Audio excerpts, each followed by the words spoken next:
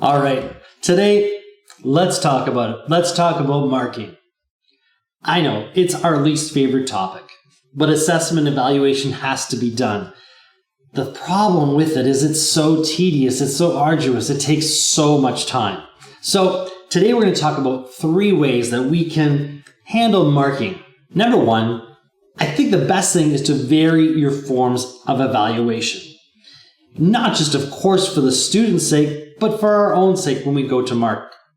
Before you go to put together some kind of an assessment piece for your students, consider exactly what you want to do. Is it going to be summative? Is it going to be formative? Are you making a diagnostic evaluation, criterion-based, reference-based, or is it just some other sort of evaluation? Know ahead of time what you're doing, because this is the pre-planning part so that the marking won't be as tedious later. Decide if you're going to evaluate them in written, oral, listening, or even task-based methods. Let's face it, if all you're going to do is give the same kind of test, the same kind of quiz every time, it's not just going to be boring for your students, it's going to be really boring for you and more tedious for you. And besides, we want to give them all different types of forms of evaluation so that they can show their knowledge the best they can. If you're choosing a written form of evaluation, another thing that you can pre-plan is what that's going to look like. Decide, are you going to do multiple choice? Are you going to do true and false? Is it going to be something, maybe there's a section with fill in the blank or short answer? Is it going to be perhaps essay-based or even some matching or true and false? Or again, is it going to be a mix of all of these things? Or will it be definitions or replacing words or categorizing? These are just some of the possibilities. The best way to evaluate truly is to mix a lot of these different things together in the assessment. As you know, the best forms of evaluation will have a mix of all these types of evaluation methods. My number 2 tip is vary your own marking routine. That's right, the way that you mark your tests. Don't always do it the exact same way because that's when it's going to look like a huge task. My biggest question to you is, what is your tests marked to rewards ratio? That's right. What is your tests marked to rewards ratio? Every teacher has it. Now the question is, what is your reward? Is your reward perhaps you have a bowl of chips here and if I mark 5 tests, I get to have some chips?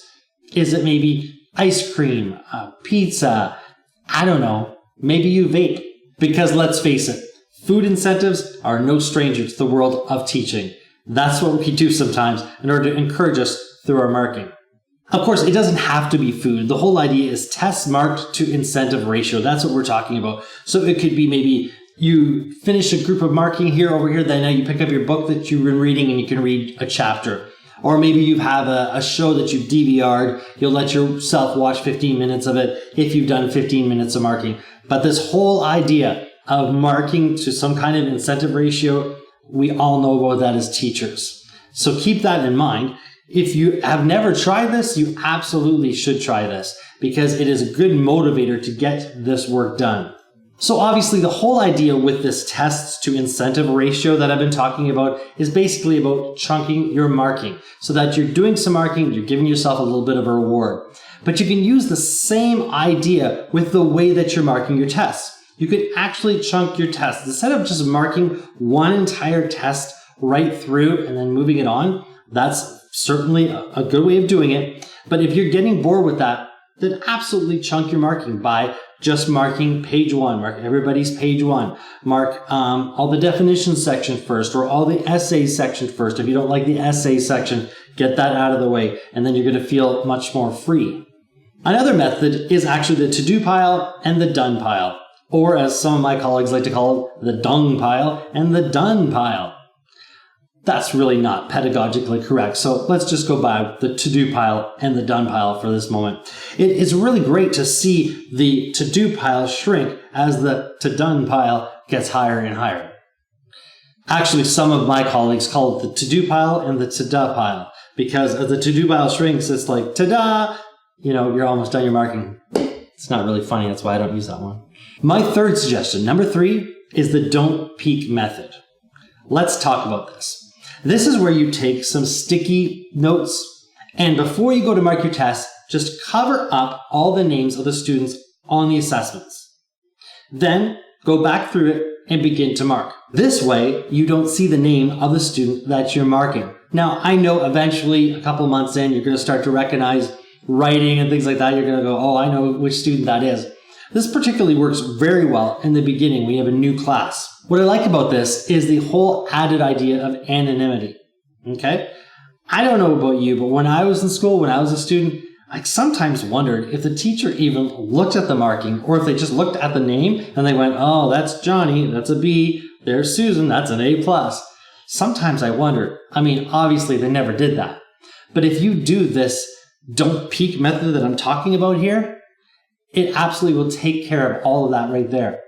And another bonus with this is, after you're done the marking and you go back to it, you can actually take that same sticky note that you had covering the name. You can take it off, look at it, and you go, oh, wow, he did well or she did well. And you take that same sticky note and you can add a little note to that student.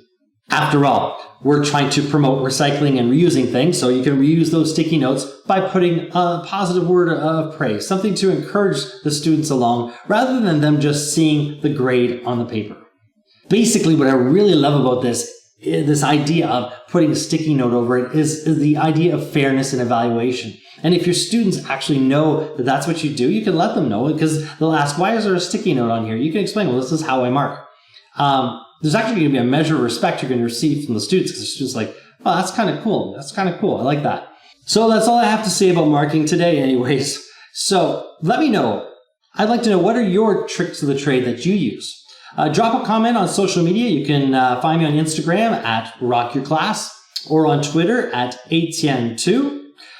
Or you can hit us up at the Facebook group. We have the Rock Your Class Facebook group. Just look for it on Facebook and you can come join thousands of teachers. We get together and we talk all the time right through the week, which is really great to have that encouragement and support. So thank you very much. Until next time, keep doing what you do to rock your class.